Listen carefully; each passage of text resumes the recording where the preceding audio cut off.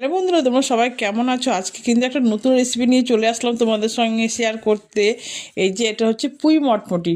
তো পুঁই মটমটি নিয়ে এসেছি, বাবা বাড়ি থেকে নিয়ে এসেছি, বাবা বাড়ি গেছিলাম, বাবা বাড়ি থেকে নিয়ে এসেছি, নিয়ে এসে ভালো করে কেটে ধুয়ে রেখে দিলাম। আর ভাজার জন্য কি কি লাগবে: পেঁয়াজ, আদা, রসুন আর কাঁচা লঙ্কা। এটা দিয়ে ভাজো। তেলটা গরম হয়ে গেল, দিয়ে তেলের মধ্যে দিয়ে দিলাম হচ্ছে পেঁয়াজ, রসুন, কাঁচা লঙ্কা দিয়ে এটা বাদামি কালার করে ভেজে নেব। আর এটা করব, খেতে তো খুব সুন্দর লাগবে। কিন্তু অনেকদিন পর তোমাদেরকে আমি ভিডিওটা দিচ্ছি, অবশ্যই দেখবে।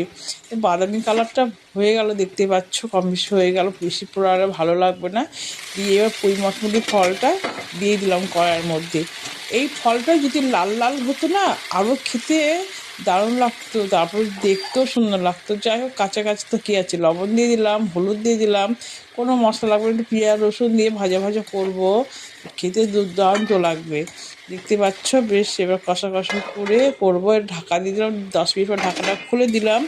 দেওয়ার পরে ভালো করে নেড়ে নেড়ে, দেখতে পাচ্ছ করছি, কষে কষে করতে হবে, সময় নিয়ে রান্না করতে হবে, খুব জোরটা বাড়ি দিলে হবে না।